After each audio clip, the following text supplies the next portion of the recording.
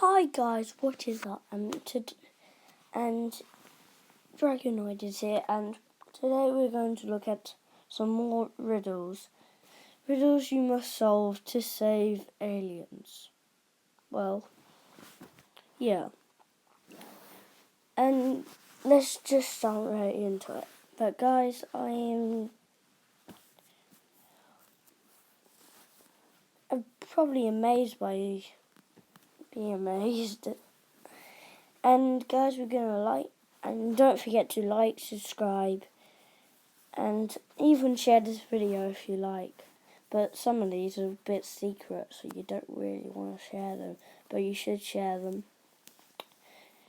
And guys, let's watch it. Guys, if there's any adverts, I'm sorry about that. Glowing with things that can kill you. From poisonous plant life to deadly creatures and even... Why would she put her head in a crocodile's mouth? She has no idea if she's like, the crocodile's like, I don't care about that, I'm just going to eat it. Yeah, that's just so bad. I know it's 6 in the morning, but yeah. Let's watch this. In water. In the wild, there are a million creative ways that you can die. But despite our lack of claws or tough hide, we humans have the benefit of pretty clever brains. But would yours be smart enough to solve these riddles and save your life? Who knows, you might even learn a thing or two along the way. Number 10. Big Trouble. Picture yourself in the scorched plains of the African savanna. To your left, a dried out tree rises. To your right, the land drops into a steep valley. In the distance in front of you, lions roar and fight over the last bit of gazelle. But you've got more important issues on your mind. You see, you've just bumped into the back end of a 17-ton African bull elephant, and he isn't too pleased about it. Now he's stomping towards you. You'll need to think fast to escape. Do you A, run into the open plains ahead, B, climb the tree, or C, run down into the valley? I'd hurry if I were you. I would climb the tree. Comment down below A, B, or C. I'll go hide in the tree. Did you choose to run into the plains ahead? Bad decision with those lions in there. Plus, elephants can really move once they build up momentum. Your chances would not look good. As for the tree, I wouldn't recommend making the climb. Elephants make quick work of trees and could knock it straight down with a quick charge. Your best bet would be to head down the valley. Recent studies from Oxford University have shown that elephants will avoid hills where they can. They hate climbing, and what's more, a downhill jog may leave the elephant's flappy ears in front of its eyes. That's good news for you, as the humongous creature would be unlikely to pursue you further without being able to see. Number 9. Water everywhere. After your close encounter with the elephant, it's understandable that you'd like a glass of water to make up for the buckets of sweat you just lost sprinting away. But in the wild, drinking from the wrong water source can be a deadly mistake. Now you find yourself in a region which offers you 4 water sources. But which one should you drink from? A, salty seawater, but just a little bit. B, water from a clear, still lake. C, water from a silty stream. Or D, water from a juicy cactus. Cactus. I'm going cactus for that one. Put your ideas in the comments, guys. I'm not going to say it every time, but yeah. Now I certainly hope you didn't choose seawater. Not only will salt water dehydrate you further, it is... Oh, I didn't know it was dehydrated.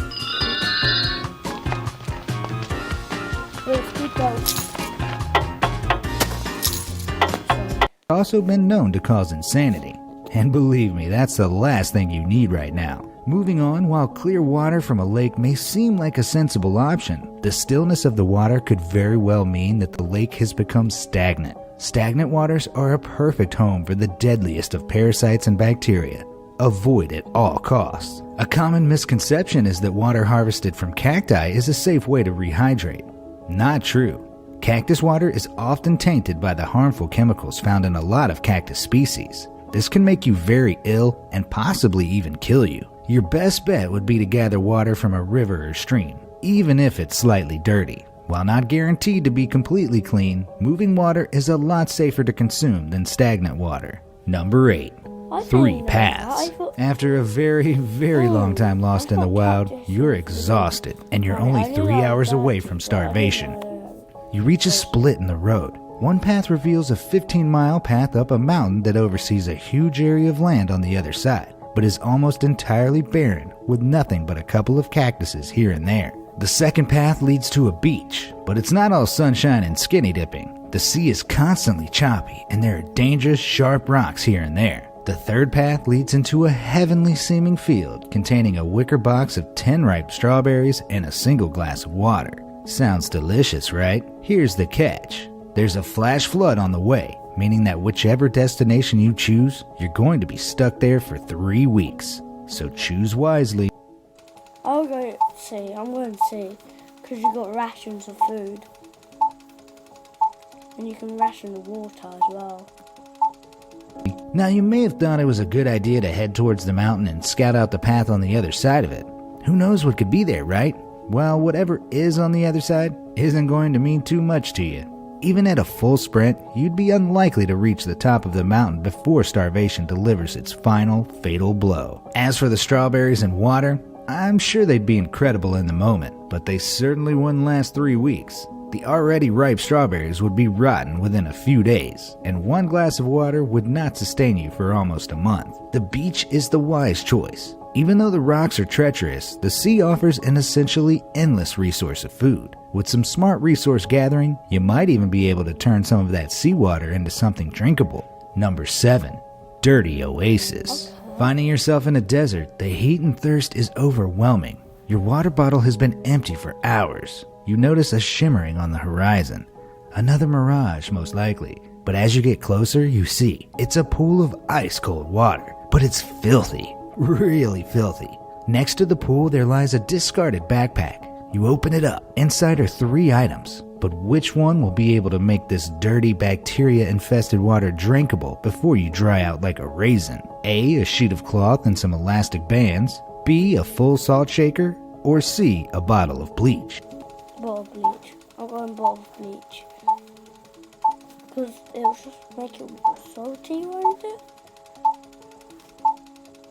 Well, firstly, throw that salt shaker away. Water is a dish best served plain. As for the cloth and rubber bands, while using these as a makeshift filter will certainly help to get rid of some of the bigger creatures in stones, it won't prevent the nastiest of the bacteria getting through. It may be surprising, but bleach is your best option here. This is because of a little known survival fact. Using 2 drops per liter of water, regular unscented bleach can be used as an emergency purifier. Simply give it a good shake and let it sit for a while. Just don't make it a regular thing. Number 6. But a flesh wound. So, while you're wandering along on your, quite frankly, horrible journey, another misfortune occurs. You fall over a pesky tree stump and break your ankle. It's bad.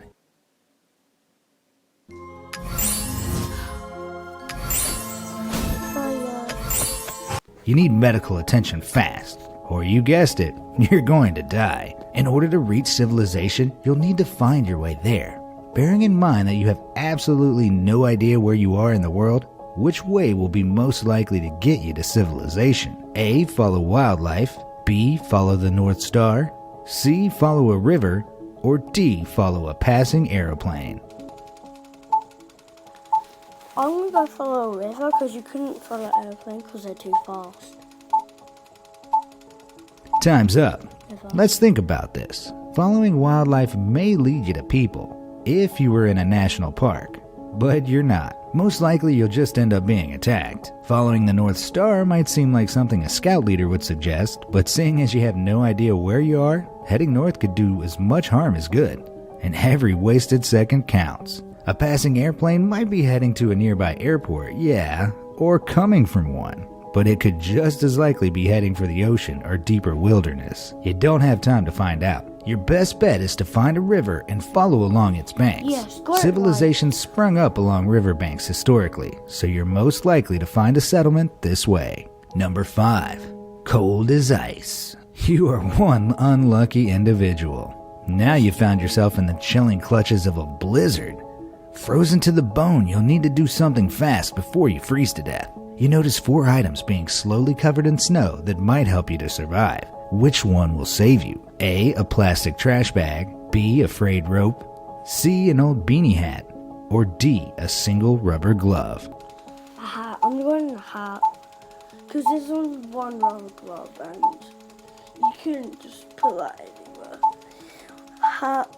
A rubber glove might be useful to collect water, but that's the least of your concerns right now. An old beanie hat might give your head some warmth, but it'll get wet quickly. And what about the rest of your body? You'll freeze out in the snow. The frayed rope may help set a trap, but food is the least of your concerns right now.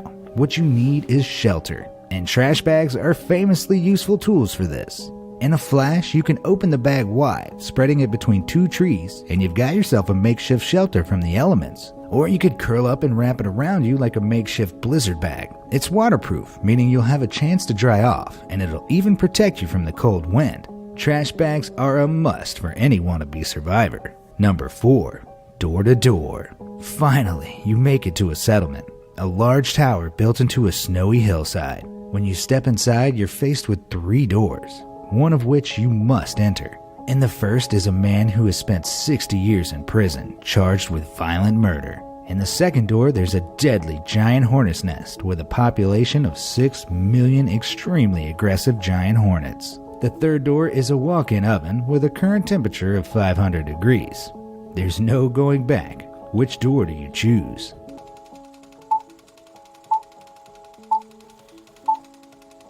I didn't hear any of that. 6 million giant hornets is never going to end well, and these ones don't sound like the nicest bunch. As for the oven, it's sure to cure your frostbite, but it'll also leave you crispy on the outside and slightly overdone. The man behind the door, on the other hand, is your best choice. He was charged for violent murder, but did not necessarily commit the murder. For all you know, he could be very nice. As it happens, he is, and he lets you through very politely. Number 3. Psychopathic dinner date. Well, the murderer turned out to be quite friendly, if a little misunderstood. His brother, on the other hand, not so much. The owner of the tower, it turns out, is a crazed doctor named Billy the Butcher, who's just invited you into his chamber for dinner. Now he lays 3 plates in front of you, each with a mushroom resting on top. On the first plate, there's a bright red mushroom, large and round, with flaky white spots. The second plate features an elegant, white, oyster-like mushroom, which is dripping with creamy liquid. The third mushroom is brown, dull, small, and spherical. He insists that you eat one, or he will feed you to his pets. Which do you eat? Red. I'm going brown, actually. Yeah, I'm going brown. I hope you know better than to eat the first one. Nature is full of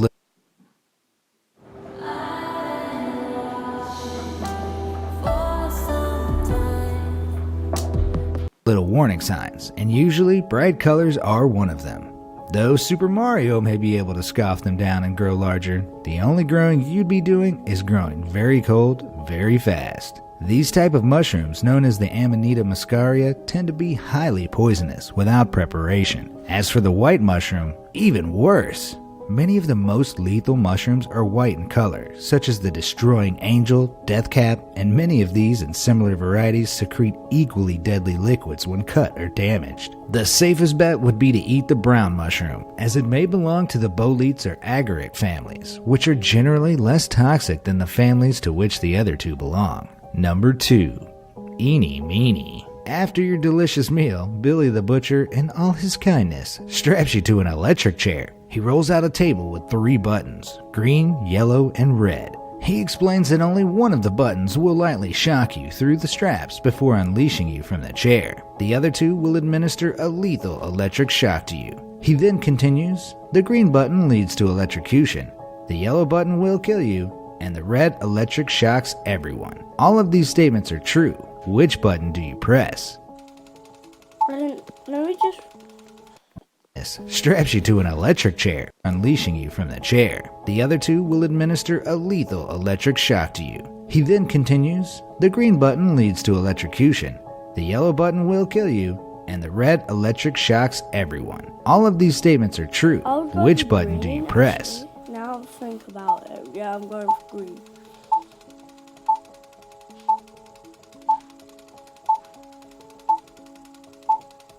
Made your decision? If all the statements are true, then the yellow is out right away. We don't want to take that chance. This one is all about word choice. The word electrocute means to kill by an electric shock. Therefore, you'd want to press the red button to get a light shock before being released rather than a lethal one. Now you can run away from the maniac responsible for the twisted test. Number 1. Battle Royale. Out you go, limping into the sunlight.